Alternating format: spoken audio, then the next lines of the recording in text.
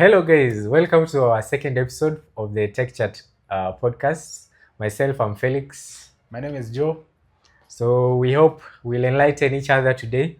We'll cover some new topics. I hope you learn something new today. Let's take it on. Yeah, so our first topic today is about Safaricom and The key burning issue. The government is dropping the Safaricom shares. What is the implication? What do you think? What are your thoughts? So I don't know how. In the first place, I didn't even know Safaricom owned. No, the government had shares. Had shares in Safaricom. Like all this time, Uh, nimekuwa nikijua Safaricom is a company on its own, no government interference. Because if it has shares, yeah. why has Safaricom been doing so well? Okay. Because yeah. any gava ya Kenya unajua hata wewe. Government entity yote, people are just looting.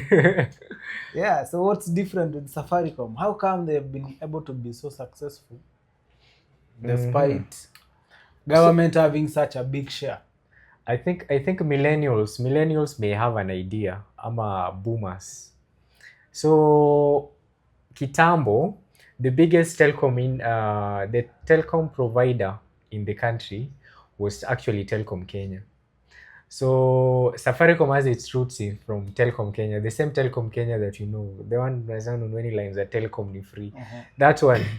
So now, back then, Telkom Kenya was the biggest provider. Back then, actually, by back then I mean early 90s, 2000, early 2000, Telkom Kenya was the biggest biggest player in the telecoms market. Now, what happened is it Telkom Kenya? Did it have another name? Because I'm thinking Telkom in the 2000. I don't remember Telkom in the 2000. Are we talking about Celtel? Celtel. Okay, Celtel evolved to become Zain. Then from Zain, it evolved to become Airtel. So Zain became Airtel after it was acquired by an Indian company owned by a group called, it is not the Adani group, but there is a big telecoms company owned by some two multi-billionaire brothers in India that owns Airtel. So Airtel is actually big outside Kenya compared to Kenya. But now, Telkom Kenya, back then it was owned 100% by the government. That's why you see those telephone booths where guys use. I don't know if you've ever used a telephone booth. Yeah, definitely. Yeah, so those telephone booths where you'll go, unaeka tu shilingi, then you make calls. When guys didn't own phones. Yeah. So those ones were infrastructure owned by Telkom Kenya. And the government had the majority shares in Telkom Kenya. I think it was fully owned by the government. But now what happened, there was a division that was created in Telkom Kenya. And this division, I think it was Safaricom. So the division happened to be Safaricom. So Safaricom started getting into the scene on its own. But the main reason why it separated from the government is when it started making more money on its own as a division compared to as an entity of Telkom Kenya. So as a division, it was a wise idea to just let them go. So I think part of the key products that pioneered Safaricom to be what it is what everyone knows, M-Pesa. Yeah. So when Michael Joseph and these guys from Vodafone came up with a product, then M-Pesa came in, they did the trial in the country and it did well. So now it superseded, but you know, it was an entity that was in the Kenyan, it was owned by Kenyan government under Telkom Kenya, but it became a division. So now this division became a company of its own. You're saying Safaricom initially did not have M-Pesa. Like M-Pesa was a product. Yeah, M-Pesa was introduced kwa Safaricom, like totally not something to do with the initial Safaricom. Yes. And actually, because I was to ask you, how did Vodacom then come to own so much. The shares. Yeah, the shares. So a very big stake on Safaricom So eventually. the funny thing with M-Pesa, the inventor, the person who wrote the algorithm and all that, was an employee of Vodafone. Either Vodafone or Vodacom. I need to get it right. But an employee was actually South African. He sued Vodafone, I think, some years back. He won a lot of money. Yeah, I saw about that. Yeah. I thought he was Kenyan by the He was not Kenyan. I thought the guy was Kenyan. But I think Vodafone was trying out M-Pesa within the Kenyan environment since they had shares in Safaricom. Then Safaricom, that's why most of the CEOs that Safaricom have had were actually former employees of Vodafone who came over. Like, if you look at someone like Bob Collymore, he used to be an employee of Vodafone. Michael Joseph himself was an employee of Vodafone. He came to the country, then he was given the chance to head Safaricom. So back then, the government had more shares. Actually, up to 2017, I think 2016, the government had the most shares. But when Safaricom went public after it, M-Pesa became big.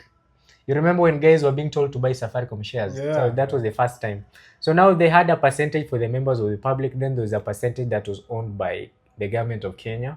Then there was a percentage that was owned by Vodafone. Yeah. So Vodafone is related. It's a South African company, but it's related to Vodacom, which is also being used a lot in our neighboring countries, in Uganda and Tanzania. Oh. Yeah. That's why you have like I think it's Vodacom in Tanzania. It's very big. Okay. So you will find that Vodacom in Tanzania is using M-Pesa, but Safaricom is not there. Safaricom is not a player, but they're using M-Pesa within the same area. But now the M-Pesa is used as under Vodacom. Yeah, we can say that M-Pesa, actually people who don't know what M-Pesa is, because you see hapa Kenya tunafikirianga M-Pesa is something very big everywhere in the world, but yeah, actually M-Pesa ilianza hapa Kenya. So M-Pesa is just a platform where you can be able to send money using a text message from one person to the other. Actually, you say using GSM. Using GSM, you can use. You don't need a smartphone. You don't need internet. Exactly. You so just that was the groundbreaking thing about M-Pesa. You are utilizing GSM without using electronic money transfer. You just use GSM to balance their ledger and all that. That is what we use here. Everyone uses M-Pesa, the whole of Kenya, and it's very easy to send money to anyone who has a mobile number. Yeah, so I think just to touch on this, the government of Kenya had been a majority shareholder of Safaricom for a long while. So you know what that implication is that there's no key decision that Vodafone or Vodacom can make without consulting the government of Kenya or the government of Kenya agreeing to it.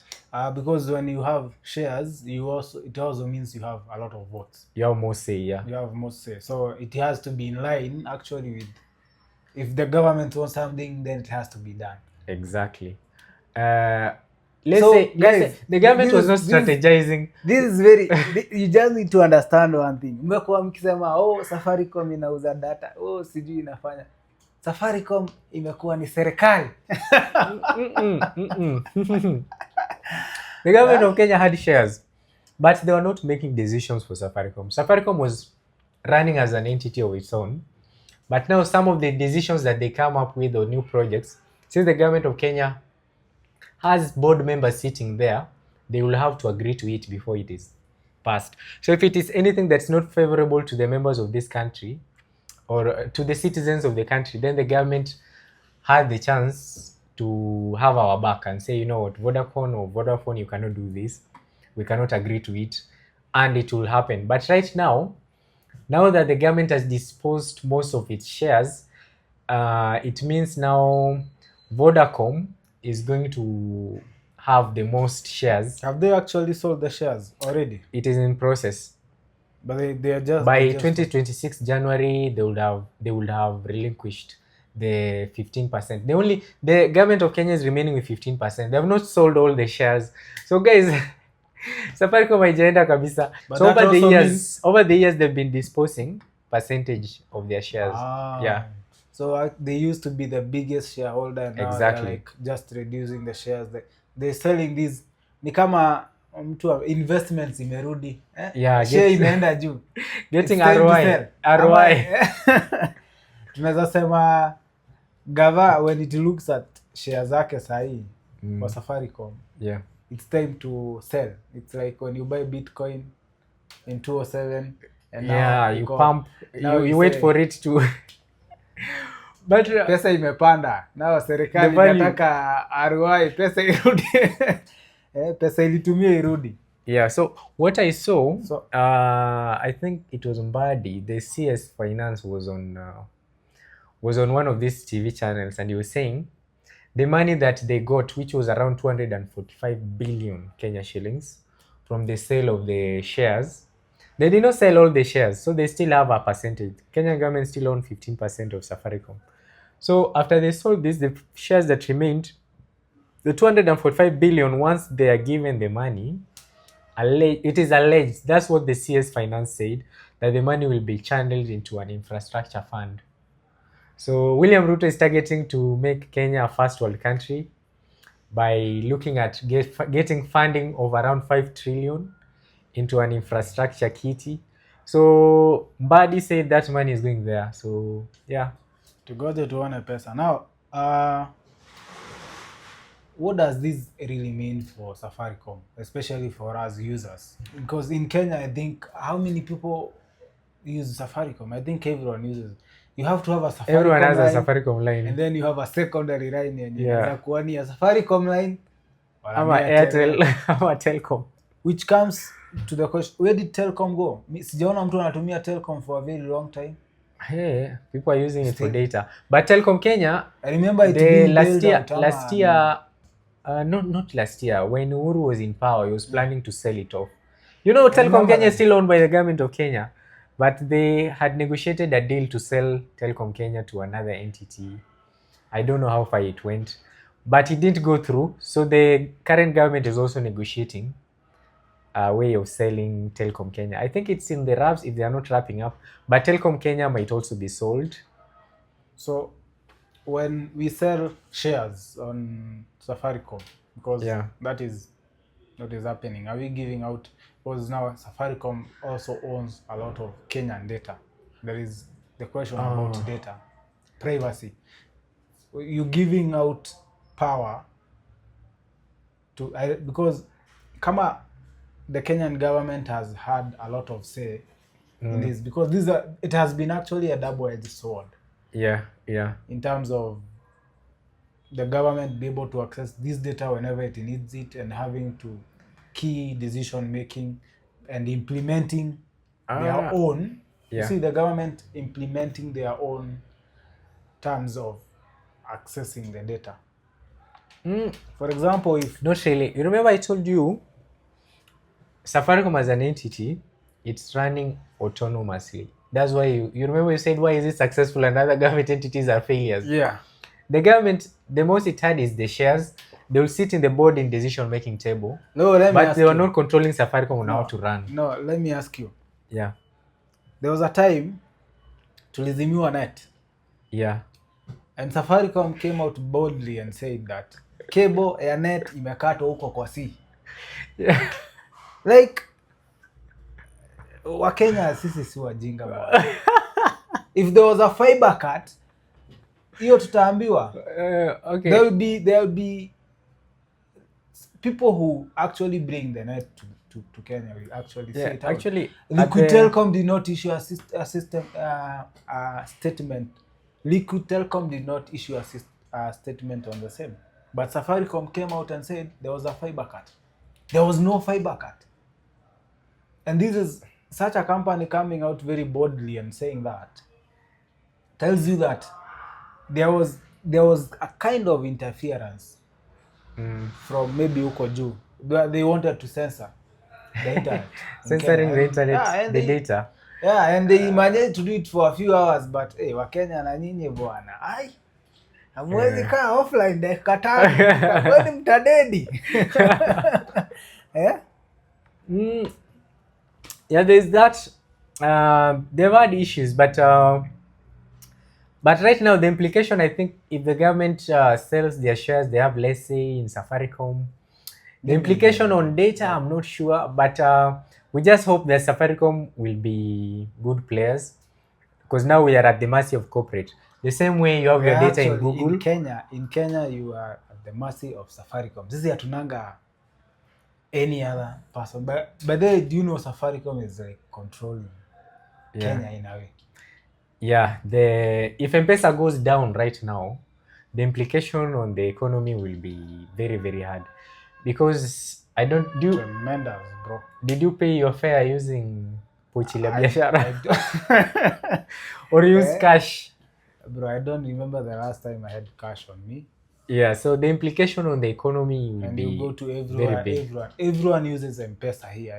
You go to pay for something on a shop, M-Pesa. You go to supermarket, till number. You go kuna buy goods. You go to, like, people actually don't like carrying cash around. So it's been the implication on the economy will be serious. Which also bring a question. Do you think Safaricom has been exploiting Kenyans in terms of transfer fees? Because I actually saw a survey that Safaricom transfer fees has been the highest in the world. Really? In the world? Yeah. Like the M-Pesa charges. The M-Pesa charges, the transfer charges of money. Yeah. Is very expensive when it comes to Safaricom. But the question is, how frequently have they revised the charges since, let's say, 2000 and the early 2000s? The only time I remember they did it was during COVID. Really? During COVID, you know, they walitoa charges, I think, to send money. No, wait. There was nini atukwa during COVID, I only remember that there was an amount. Is it anything below 100? I think anything below 100 is still free. 1,000. Is it still free? I think, but they had reduced the rates. Yeah, but when you compare, because actually I was looking at it in this context. Safaricom, no, M-Pesa, when we say mobile transfers, we mean, okay, M-Pesa, that is Safaricom.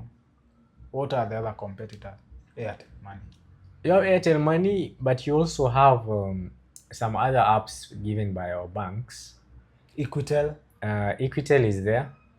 You have Vuma. KCB Vuma. Yeah. But that is KCB Vuma not like an app to app or an account it's to also account an app. transfer? M-Pesa at the moment is also an app. And 90% of fintechs at the moment are running on top of M-Pesa.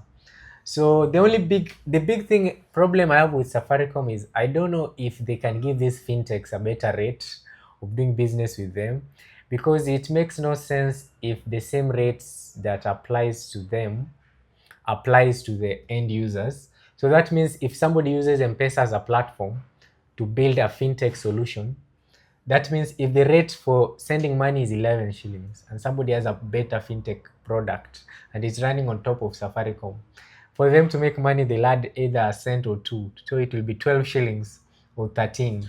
You see, they're already expensive at that rate. But I wish they had, or maybe they have that platform, but I wish they had discounted rates. The same way you get... Do you know actually, kwa till number kuna type mbili.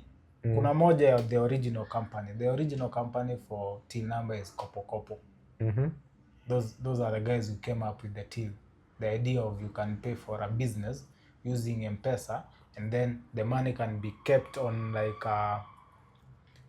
an account, a holding account for the business. It's usually called an escrow. Escrow account. Escrow account. Exactly, yeah. So when they did that, Kopo came up with a lot of, like, a very big product. Where now inside that, because now you have money in account, where a holding account, you can lend that money. You can use it to pay other goods. You can use it to pay other suppliers with either M-Pesa or with the same platform. Kopo to Kopo, you find that you can pay till to till. So they came up with all these ideas, and then they sold it to Safaricom. I think that is what you call a fintech. They rides on another tech. Yeah, on another platform. And then also Safaricom said, M-Pesa said like they also have to, they need to get their own na wakachukua na wakatengeneza wao. So you have two types of till. So And the only I think original, that one is should be a challenge to our fintechs. We are tired of fintechs running on the back of M-Pesa. No, big can companies, we have you don't have an option. Can we have fintechs that can run on top of their own platform instead of using, let's say, M-Pesa? Because in the long run, you end up with companies that have higher rates compared to M-Pesa. We're not getting a competing product that can give us low transaction costs when sending money or receiving. But now look at it this way. When you want to build a website right now and you are a coder, do you start on the ground up ama utachukua WordPress uanze tu hapo, because there is so much that has already been done? Because if you decide to go pale chini uanze, what will happen before you catch up with these guys? It will take you 100 years. But it depends. So, it depends with how unique the whatever you're trying to build is. If it is something unique that is not provided for in WordPress, in this case, you can just build your own. And maybe the performance of WordPress is not good enough. Yeah, you want to explore other tools. Okay, personally, I am pro these fintechs building better solutions that can compete with M-Pesa. Let's stop riding on top of M-Pesa, because we are not getting a competing product. So actually the question was, why are these fees very high? Because the M-Pesa fees, M-Pesa to M-Pesa, because we had to do a comparison actually before we ordered off. So M-Pesa to M-Pesa charges, and compare them to Airtel charges and other maybe banking platforms like a bank. Okay, it's not a fair comparison when you take Equity and you say you're going to transfer money from one account to another account and look at the charges and the mobile, because you don't know how the mobile platform was built. If maybe it costs more to maintain than the bank platform. But the disparity in pricing is way off, because you are doing 100,000 Kenyan shillings from one account to another account. That is basically free, and actually the money you're charged for, the 2 bob. Remember we were talking about that. The 2 bob that you actually charge for is for the SMS. I think it's for sending you the SMS, because they say it's completely free. So it's free. So if you're doing within the apps, the same ecosystem, you don't pay. You don't pay, and that is applies even WeChat. Why in China, you don't have you're not charged when you transfer money from one WeChat account to another. I hope I'm right about this. Yeah, it's but true. When it comes to M-Pesa, sending money from an M-Pesa account to M-Pesa account, it's very the money changes. The money you are charged varies depending on the amount you are sending. And now that raises the question: does it cost more to send more money? What are the costs that is related between sending 1,000 shillings and 10,000 shillings? Exactly. Why are we being charged more? Is there more cost in terms of processing this data?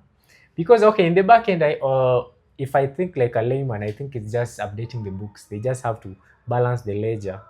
I've sent money from Joseph, it's going to Felix.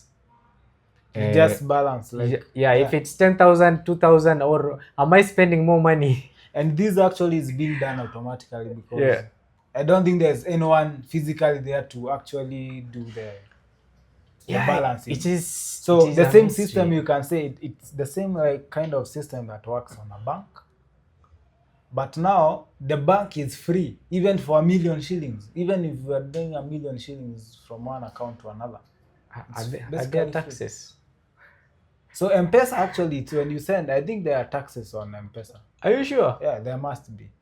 Have you seen the KPLC? But why would they have tax on M-Pesa and not have tax on on the banks? Yeah, good question. Why would they have tax on M-Pesa alone? Yeah, good question. And then if they have tax on M-Pesa is just a medium of payment. When I'm buying a product. Why would they charge me?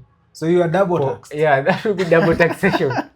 Right, but taxes in Kenya, bro, you get triple, But okay. 10 times taxed. You don't have to complain. Hapa tax tulizoea bwana. Okay. Eh? Okay, So let's wait and see. But I hope Safaricom has a good reason. Those rates are outrageous. Because yeah, if you Safaricom should really look at the transfer it from M-Pesa to or even offer an explanation. Why is it that expensive to send money from one M-Pesa account to another M-Pesa account? Because if you say withdraw charges, I understand there is an agent that needs to make money. Like the withdrawal charges are very, it makes sense. those ones make sense. If I'm paying to a till number from M-Pesa to a till number, that is just balancing a ledger. I don't understand why I'm paying extra fees. It's the same account. Yeah. When you're doing bank, M-Pesa to bank, that also attracts some charges.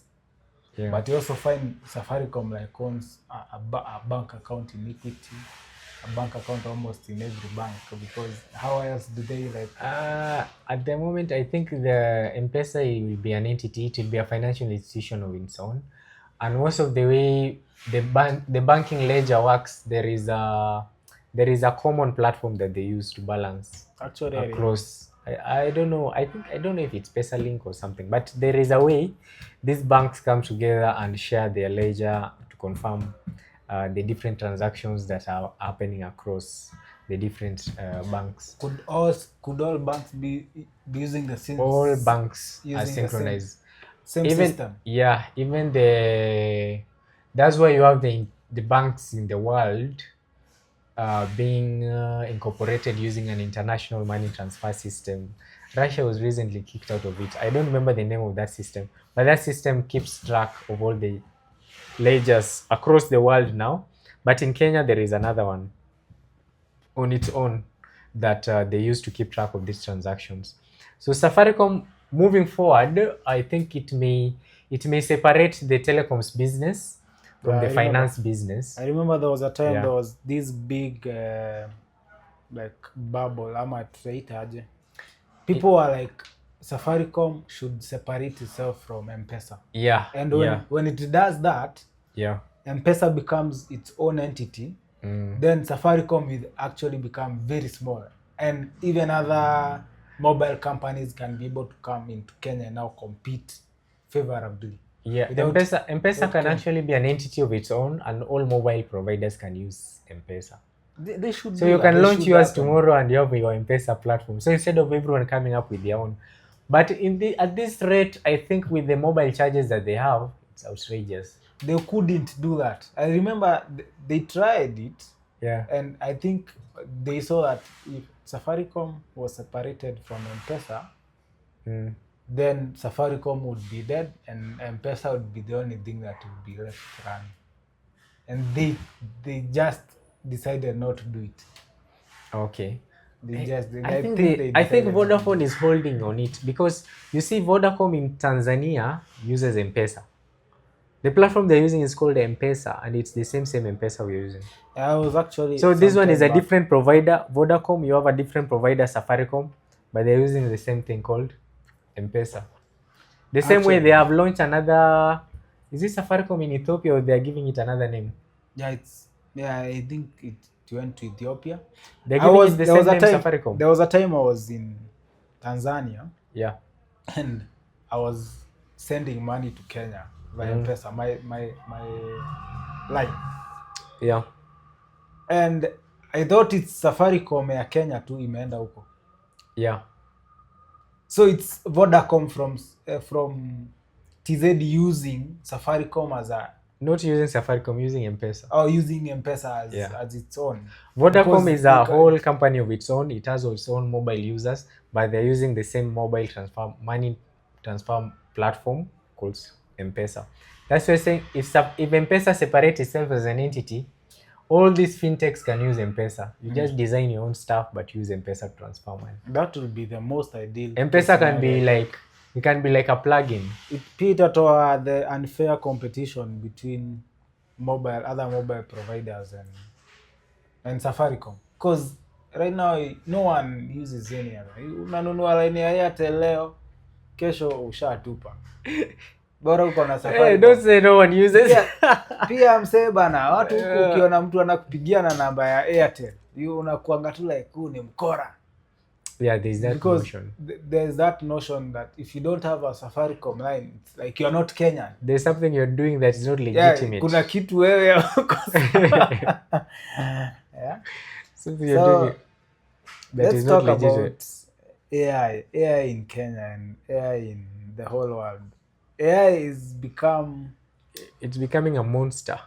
It's become this crazy thing that everyone is like scared using and confused about, because at the moment there are two ripple effects that I've noticed this week. One, the prices of GPUs is skyrocketing.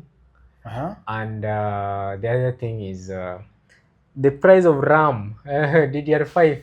If you have DDR5 ISOMA RAM, hold on to them.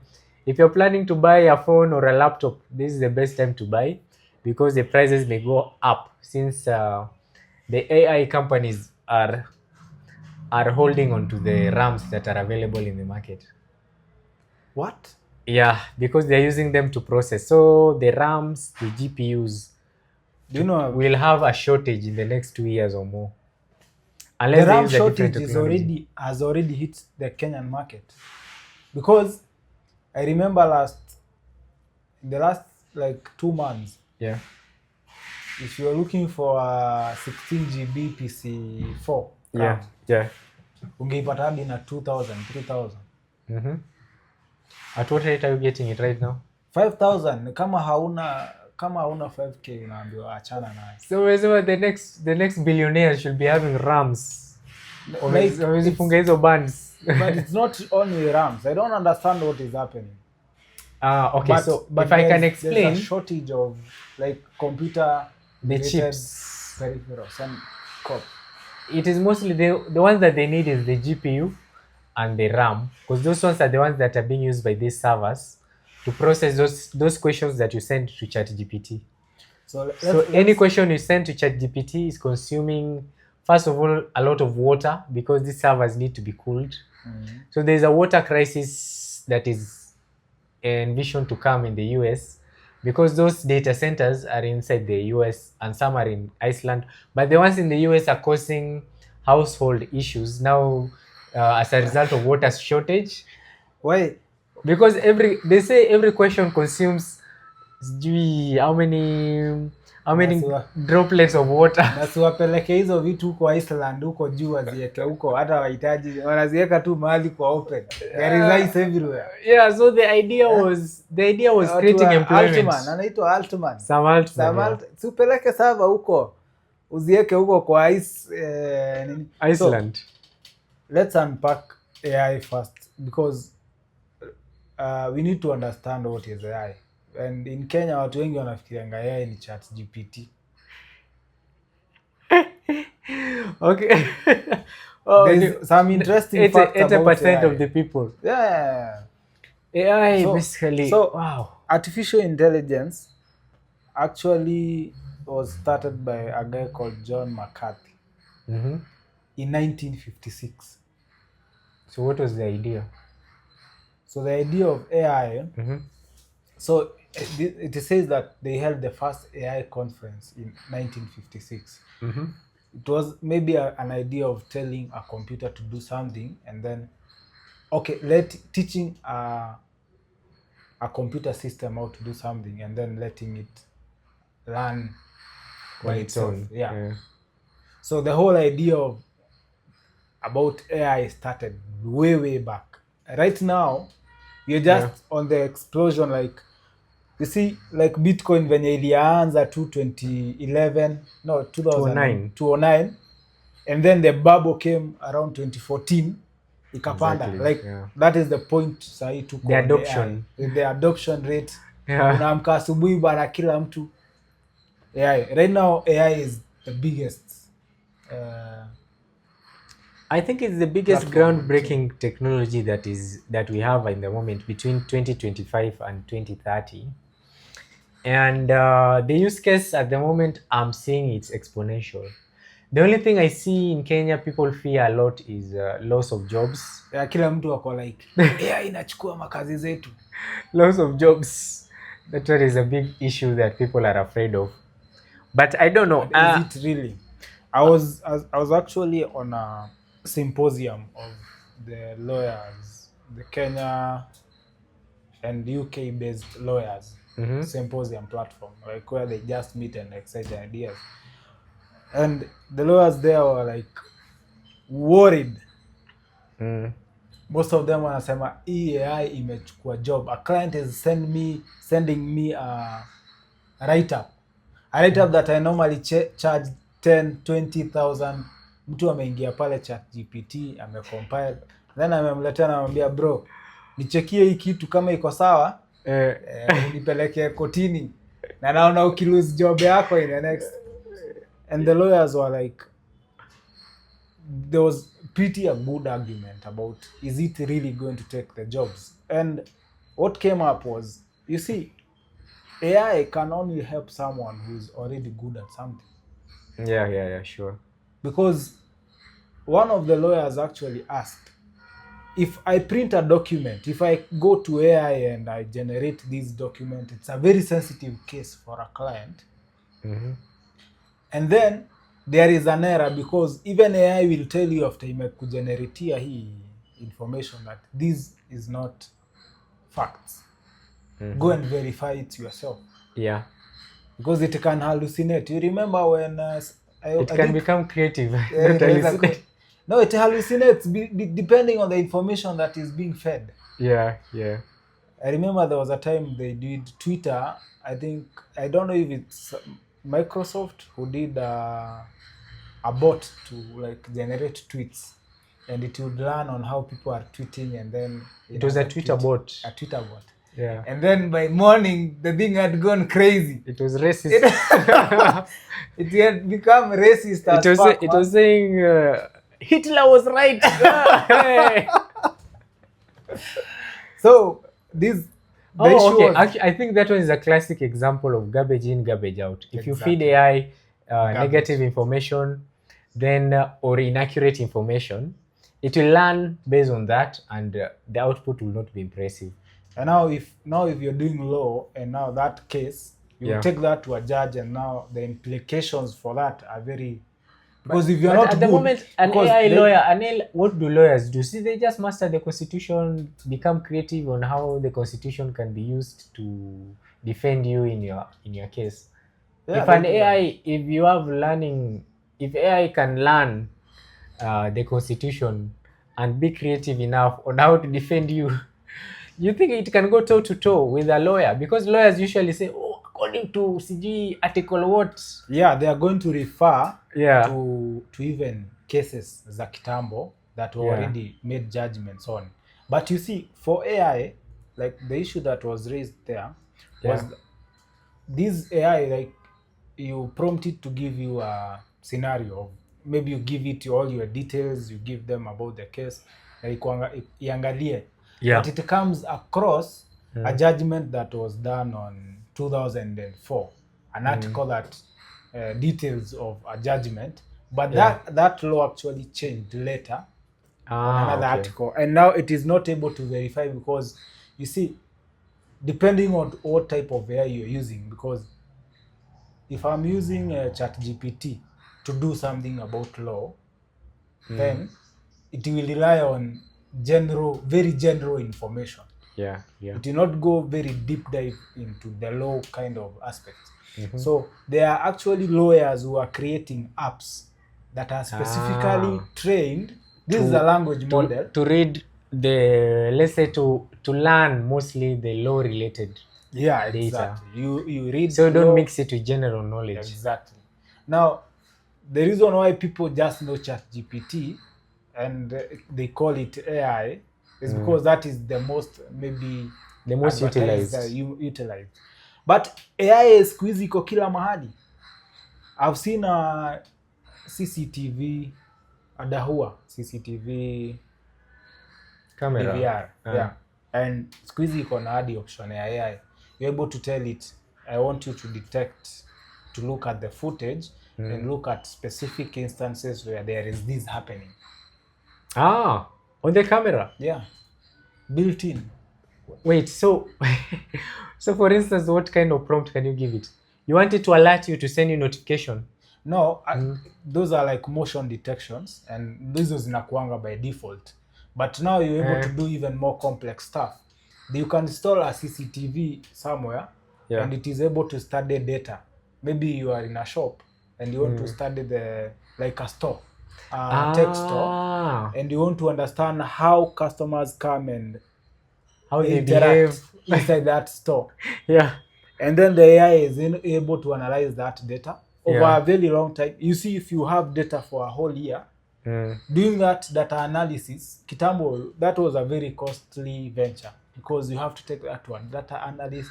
They have to take another 6 months for you to do that. Yeah, they have to collect the data, compile a report, and then you see all that bureaucracy, big systems, how they work. And the budget. And the budget now comes with that is very crazy. But now with AI, you can be able to, you have your data, and you actually tell it, study this footage and give me a report.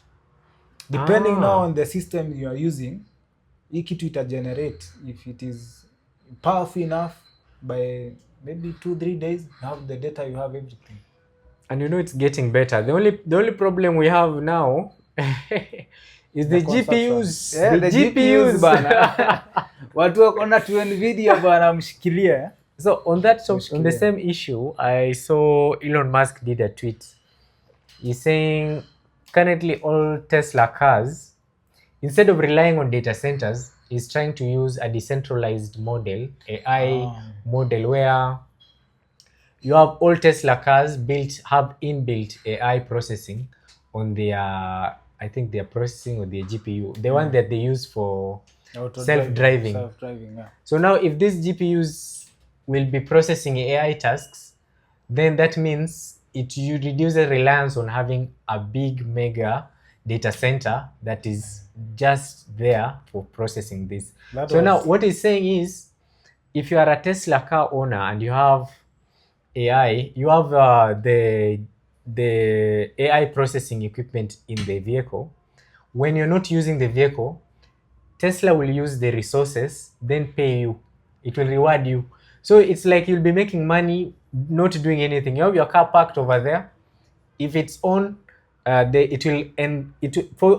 will only happen for people who enroll into the Tesla AI network. So now if you enroll in the AI network, that means your vehicle can be given a task. It will do the task, then it will be rewarded. So now instead of Elon Musk going to set up a big data center to do this and buying the GPUs, he's actually using the same GPUs that are on the car. That is an awesome idea. But so now what I see happening, what I envision happening is, now I think they may end up having an inevitable thing, having a Tesla coin or something. In that now, if you do these jobs, you'll be rewarded in a cryptocurrency. This cryptocurrency can be called Tesla coin. So now, they already have Doge, man. Doge. No. They will create a new one. Doge coin. Now they will create a new one. A Tesla coin. Tesla coin. Now this Tesla coin will be, the value of Tesla coin will be pegged on the number of AI tasks that you complete. Let's say your car has been enrolled into the AI network, and there's a task to, let's say somebody has asked a question to do this, and your resources have been using to compute. You say the value of the Tesla coin will be pegged on the tasks that are completed in the Tesla AI. Is that a correct way of putting it? Because when you say peg, it's like when you say the dollar is pegged on gold that is at Foxtrot. Not really. You're being paid in Tesla coins, but now the value of the Tesla coin, is based on the work that you've done or the task that you've completed. The same way you see the way video games became a thing.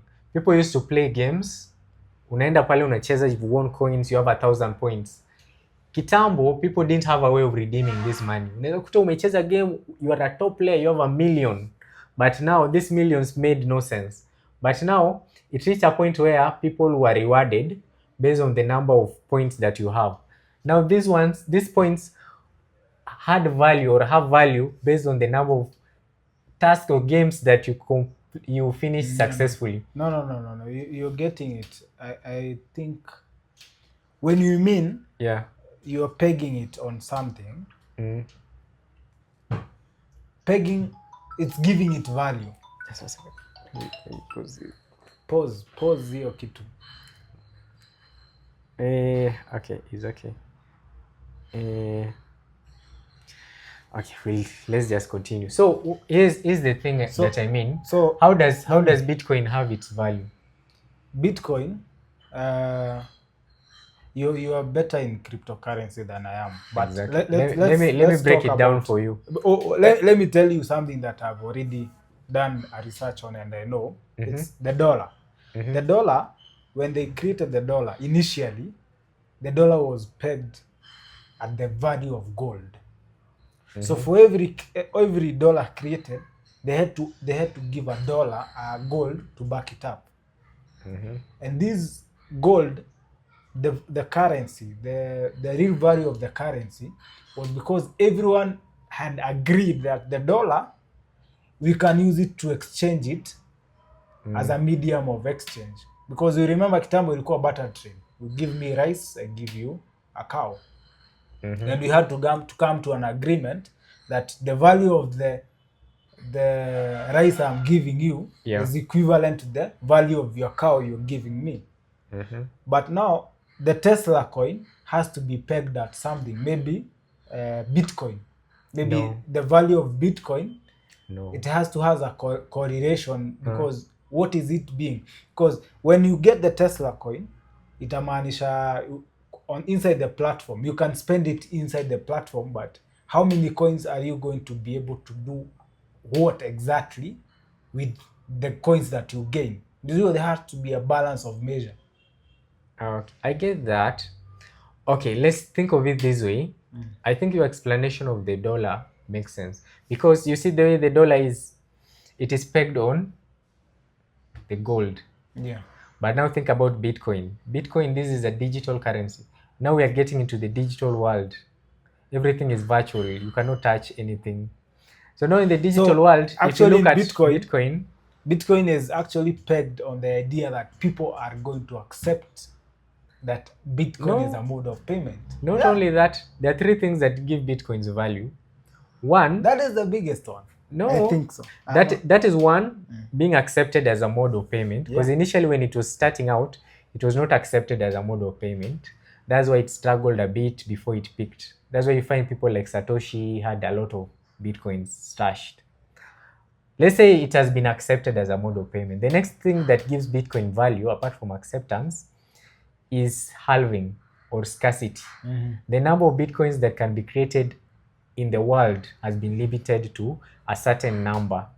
And every year, it is coming closer to that number. So up to the day, the number of Bitcoin that will be produced will reach that value. None will ever be produced again. So that means if it is set at let's say 1 million Bitcoins, the day it reaches 1 million, no other Bitcoin will be produced. So now you see the value automatically goes up every year. Then that is the second thing. That is the first the second. The second. First was acceptance. If you're not accepted, you cannot work. Two is the number of Bitcoins are limited. Then the third thing is what we call halving. After, I think it's every 10 years or 5 years. After every year, the number of Bitcoins that are being produced is reduced by half. Let's say if they started at 1,000, after a period of time, let's say 5 years, after 5 years, it reduces to 500. Then after another 5 years, it reduces to 50. So it's reducing in that level. So you remember, now what happens is after each of these halving periods, the value of Bitcoin goes up. Like it may not have value now, then 5 years from now, you realize that the halving has reached. So that means the number of Bitcoins being produced has reduced. So the value goes up. Actually, what happens, if you're using like a very powerful GPU to get 10 Bitcoins in a day, that's even huwezi pata 10, let's say a quarter.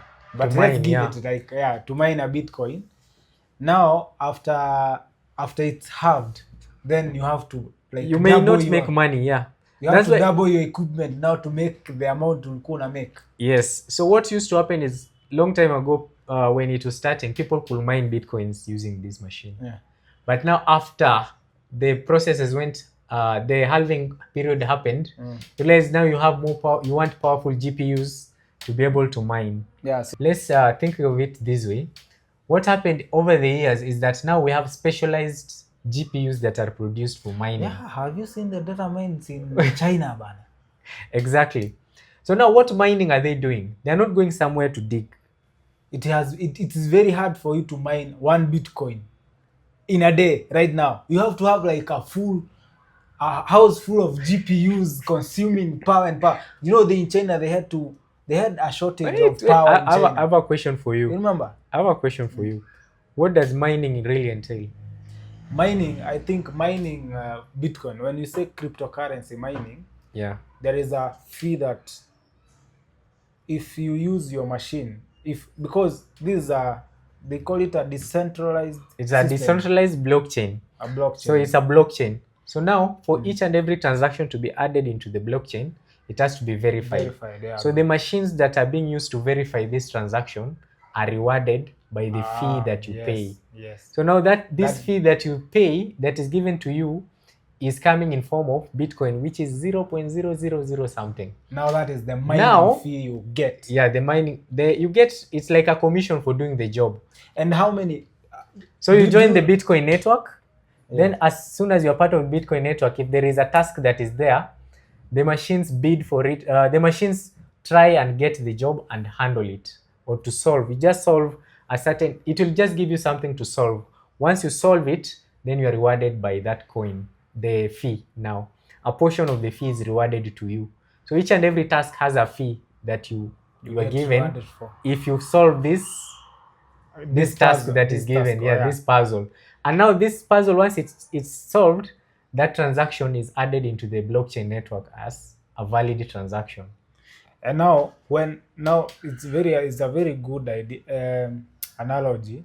So when halving happens, this task that you used to get for this amount becomes like double the.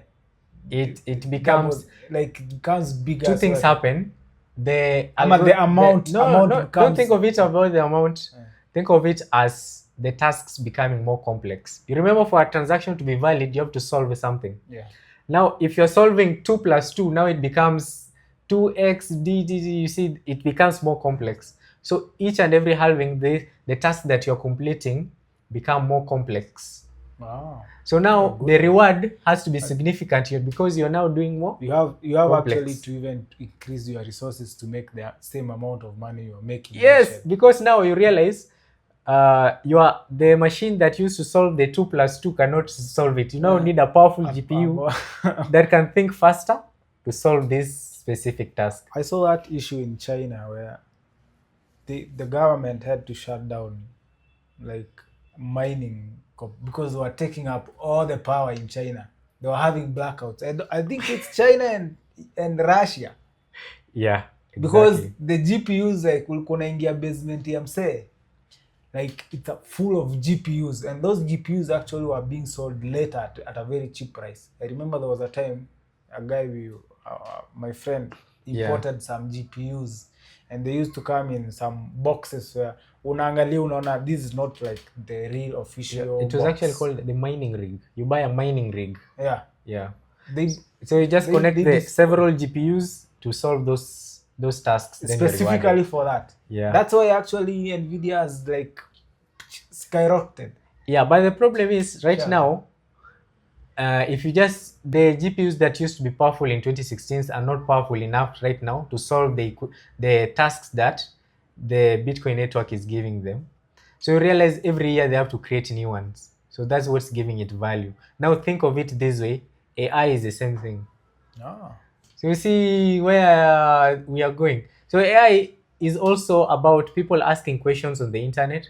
Then you have the the GPUs registered in the AI network, the same trying to solve to get the data and process it and now give you as a final information copy of the same. Yes. So now it will use the same thing. If we accept, let's say Tesla comes up with it and we call it Tesla coin, or Facebook has their own, they call it Facebook coin or something, you realize that what will be giving it value is the fact that you are given tasks, then you are rewarded by the fee.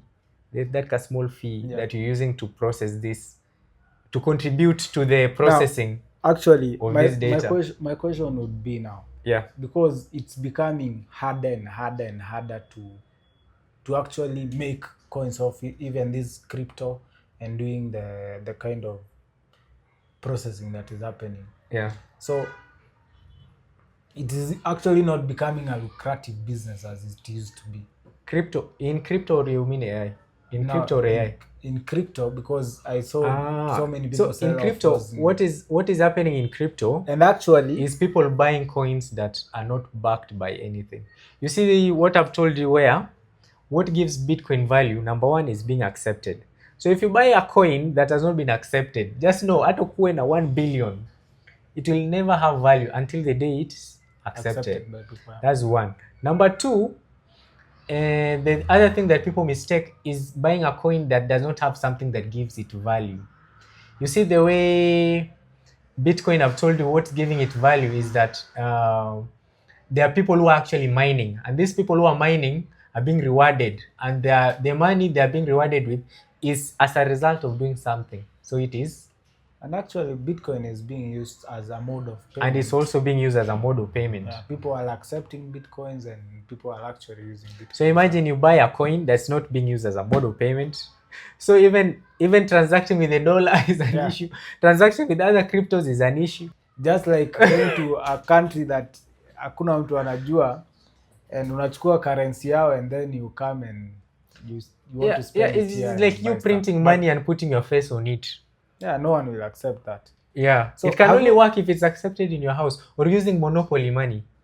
So I think we are done with AI, but there is this scary part of AI that watu bado hatuja get in, because I think one of them that I saw is AI for the dark web. Yeah. You see, there you say AI designed for doctors. Now there's AI designed for black hat hackers. So the latest news is China used AI to hack some data in Europe. I don't know if it's the US or UK, but they used AI to do that. To hack. They used AI, they trained it. It was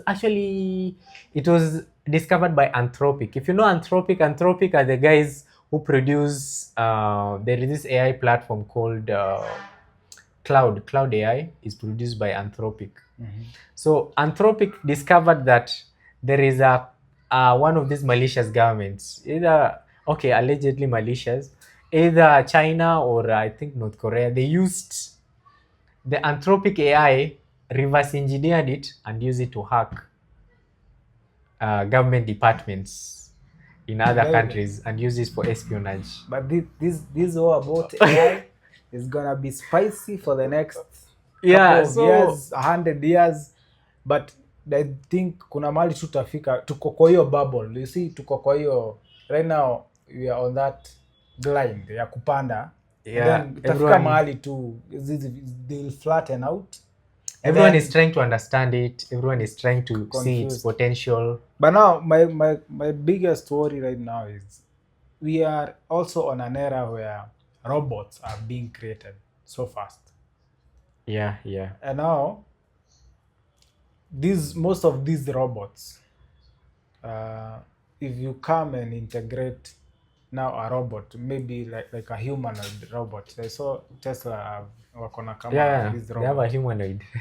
And then you give it like an AI self-aware thing kwa hiyo nini yake. It's reasoning on its own. Yeah, now you have this problem where we see movies. Have you watched Megan? There's this movie about a small girl who anacreatiwa like a protector. Like also a small girl, but it's a robot, but an AI. Na inaambiwa protect this girl at all costs. And even the owner sometimes sees that she's now overprotecting, because even when the mother comes to scold the little girl, the other one is like, no, Usijaribu. you program. And it goes rogue, like completely rogue. Kills everyone like a dog. Ilikuwa inasumbua msichana huko, inaiua. And at a particular time she's taken back to the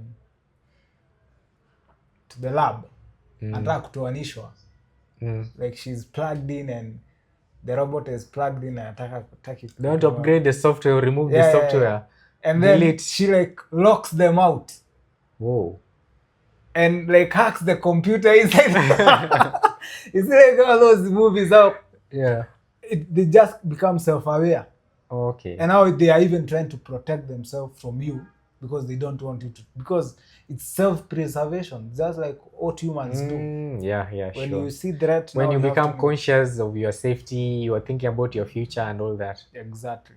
Now that when we get to that, but the scary thing is AI creating their own language. And now bypassing, they talk and you don't understand. Yeah, if they're writing code in their own language, it's crazy. It's the same way you see, let's say for instance, the way Germans colonized Tanzania, and now the German officers are communicating in German, and they don't want to teach the locals German. You never know what they're talking about. So the same thing, AI comes, it learns our programming languages, then it starts writing code in its own language that is only understood by other AI systems. And the other AI systems are not going to tell you. Bruh. They're not decoding. Bruh. You are in for a treat, boy. That would be the most crazy, bizarre thing that would happen. I think everyone is scared about.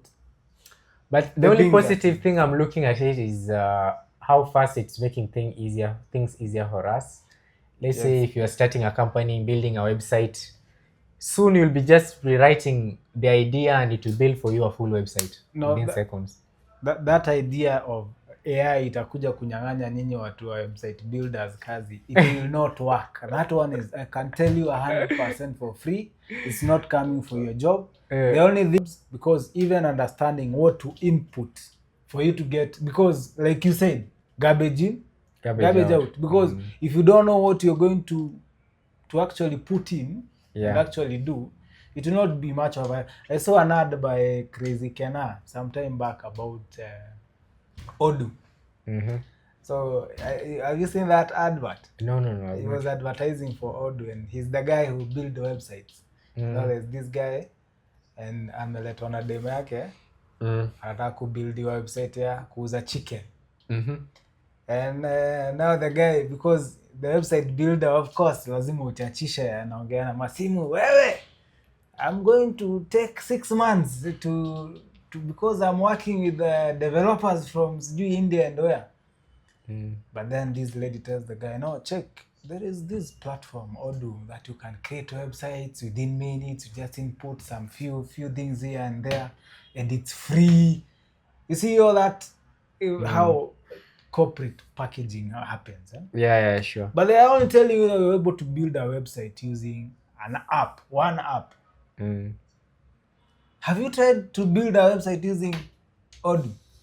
No. I'm not. You should try. Or even their point of sale. Do you just plug into their if you are in systems tech, or... If you are in tech, you should even try using their point. It is very basic. And then now for you to use the other apps, you have to like... you have to pay for the other plugins that are more detailed. And then for you to understand the whole ecosystem, now you have to get people to help you train. And the charges for deployment for that things, bro. Crazy. Yeah, wale watu wanatafuta job, mujue kutumia Odoo bana, mutatafuta kufanya hizi. It's a very good platform. I'm not saying it's a bad platform. Yeah. But it cannot take away the job of your website designers. Atuseme uta nayo. I'm going to design my whole website using Odoo for free. And think that you're going to get a professional website that is going to actually be SEO friendly, Google ranked, iko na products, iko na kila kitu. you're not going to happen. It's not going to happen. But But you someone have who to pay actually, for some modules. even if you were to pay for those modules and you don't know how to do website building, you still know, because You still don't do a lot. what are you going to pay for if you don't know actually you're supposed to be using it? You see, for a website designer, I have for people who do website designs, like those plugins, they know that, like, the plugins they need, they know that what, like a lot of stuff. Let's say I do video editing. I know I need plugins from Envato. I can get motion graphics. I can get text. You see, I already know the things I need. And it's actually making it easier for me. But if you're not a video editor, you actually don't even know that you don't know what you need. So even if it's giving you for free, you don't know what you need. Yeah, you don't know that you need it. Yeah. Ni kama corporate, kusema some bosses wanasemanga, logo tu, wacha ni design. Nita design logo, alafu wanaletea logo ya ile software Word, inaitangwa aje? Wordpad. Ama inakuanga ni art or what? There's something called Paint, Microsoft Paint. Microsoft Paint. Katengeneza hapo, amekasunda. Alafu amewaletea, guys, how does this look? Yeah. And because it's the boss, you have to say, hey, iko sawa kabisa. Iko perfect. Iko perfect, yeah. So there's those, and I don't think they're going anywhere. So we should not be worried about our jobs, eh? Yeah, just be good at what you do, guys. It will help you do way more. Okay. Yeah. So I think for our tech product of the week, there is a software that I've seen called Darasa app. You were playing around with Darasa app. Actually. How does it work? Shout out to Darasa app, by the way. You are doing a good job. So what they do is they give students, especially CBC learners, a chance to learn the things we get in STEM: science, technology, engineering, and mathematics. So you just log in there, create an account. You can create an account as a freelance tutor, so there is a chance to be a teacher. I think they have some verifications that you have to go through. You present some papers to prove credibility. Then you produce content on the app.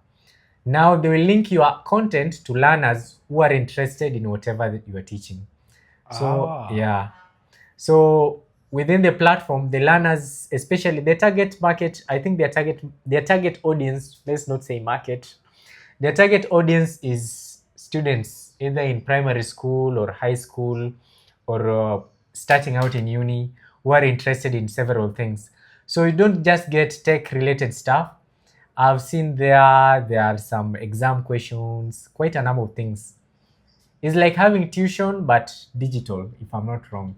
That's a very good idea. You see, I've used an app called Khan Academy for some usage, and it is very intuitive. The whole app, the way it's arranged, and when a kid start using it, like inampatia levels, you input the kid's age, and then it automatically gets the games and the stuff they are supposed to learn at that age. Okay. And then they put them complete a whole task, a whole session. They go to another session, and they are on a curve of learning, and they just keep getting harder and harder and very, very engaging.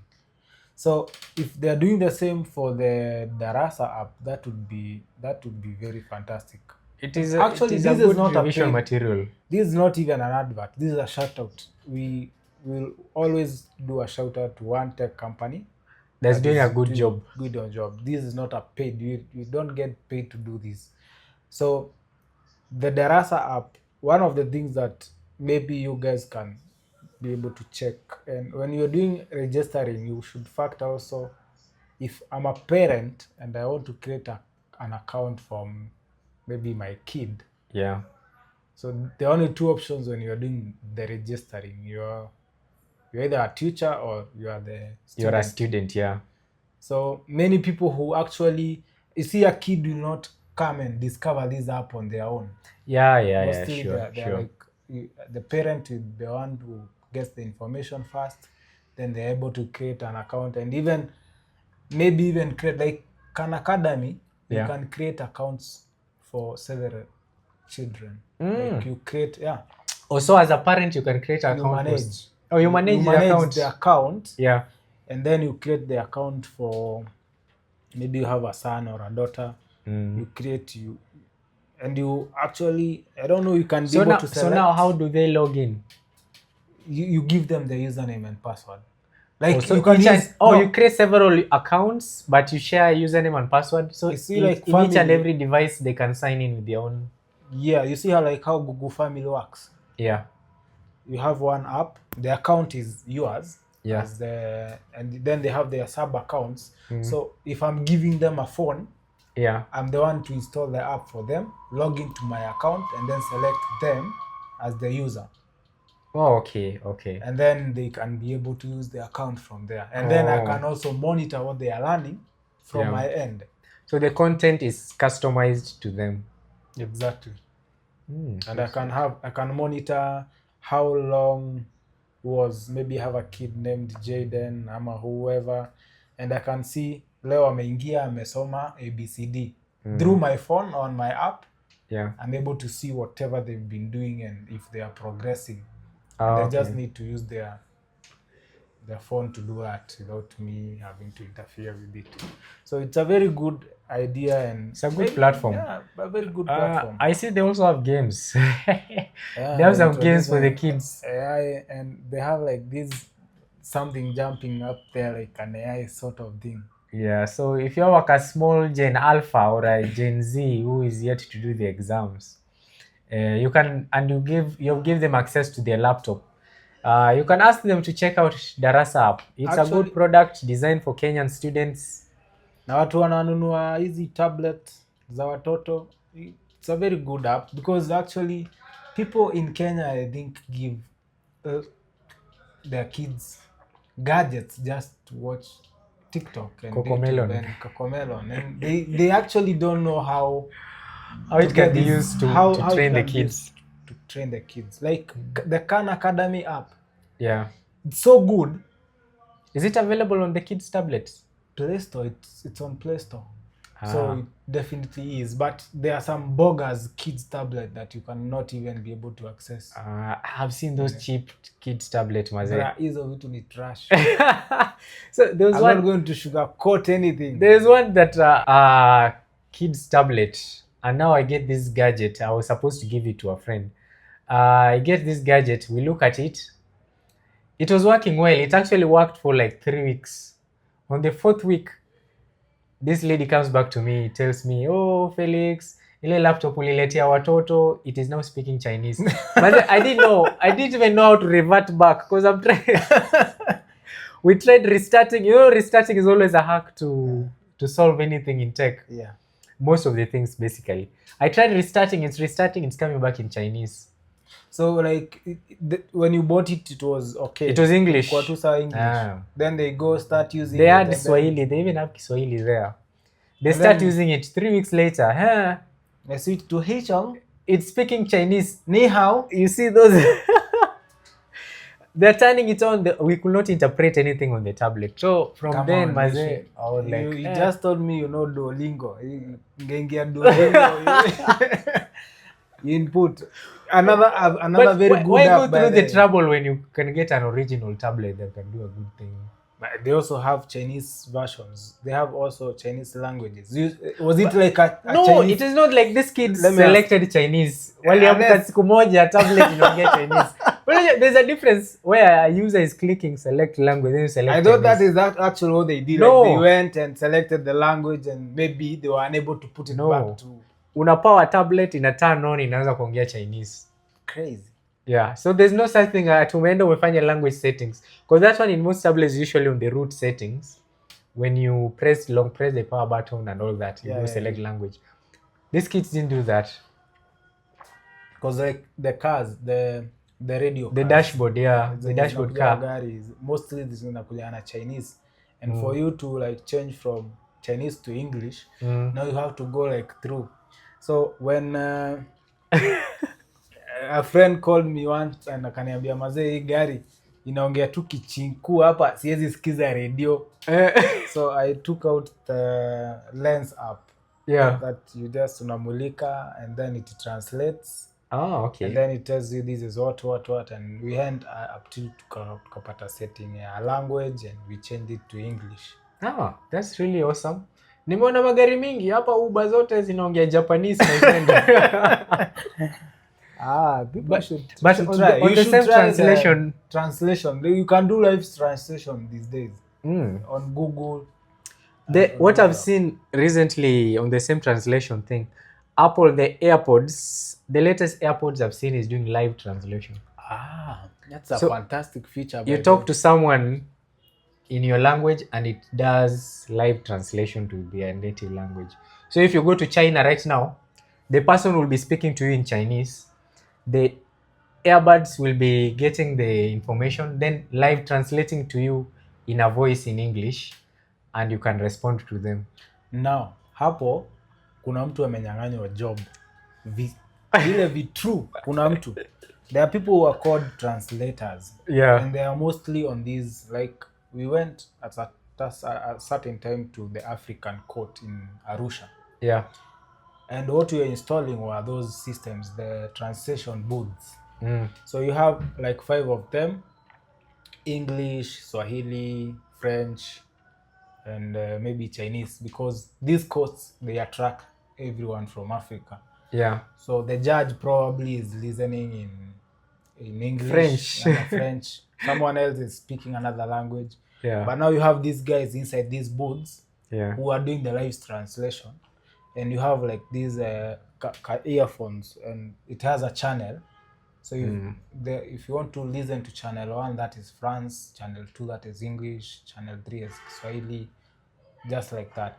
And these guys do like that live translation. Yeah, you've seen that even in ICC when they were airing those things. They had those headphones. Yeah, that was doing live translation. So the guys who are inside there, bro, man. But sasa ICC judges walikuwa wanaongea English. Walikuwa na translate tukikalea. Maybe alikuwa anataka kusikia the native, usikie vizuri. That is one. I think they also use famously in the UN. That is one scary part where now people can literally lose their jobs on AI. Because now if it's doing live translating, no one is actually, you don't have to be good at your job to do it. It's actually taking you out of the job. Exactly, because the richest man in China used to be a translator. Jack Ma. His first job. That's how he learned English. Jack Ma's. So when he learned English, his first job was a translator. So the tourists who come, he will walk around with them, then he will translate to the people whatever transaction they're doing in Chinese, but speak to them in English. But now these guys used to tell him about America and all that. So he got so curious. He came to the US, then learned about the internet, went back, discovered Alibaba and all that. So that's one story for another day. But even the richest man in China was once a translator, lakini hizo translation jobs ni kama zitaenda. Hizo zimekujiwa. Hizo sasa kwa watu wa AI, hizo tumeitikia, hizo zimewakujia. But think about it in terms of opportunities. If you're a good, let's say, software engineer, and you have to work with a team from China and they cannot speak English, it has created a job for you.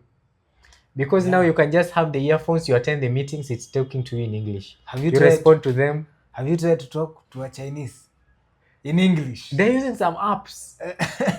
There was a time we're engaging there's some factory in China wanted to import some gadgets, and their communications officer was talking to us, and it's like they were using a live translation app. The live translation app was translating whatever they were saying in a voice of a woman, and this guy was a man. I'm like, this guy doesn't sound like this, man. So he's speaking, and we see, and it was working. We were able to communicate. But they are speaking like a woman. Yeah, they're speaking like a woman.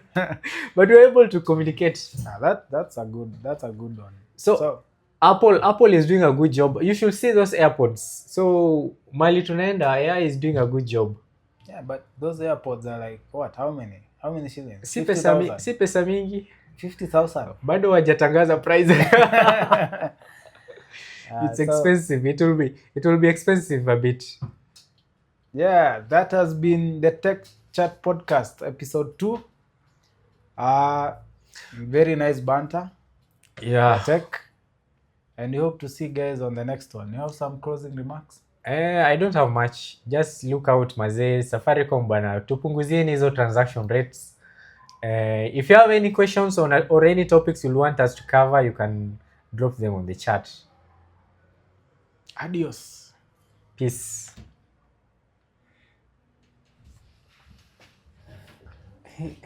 Meeting yetu bado inaendelea jamaa.